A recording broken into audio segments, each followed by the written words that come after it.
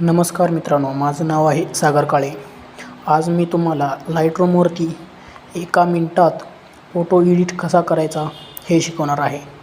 तर मित्रांनो, तुम्हाला अशा प्रकारे एडिटिंग करायचं असेल तर तुम्हाला पहिल्यांदा लाईटरूम हे ॲप इन्स्टॉल करावे लागेल.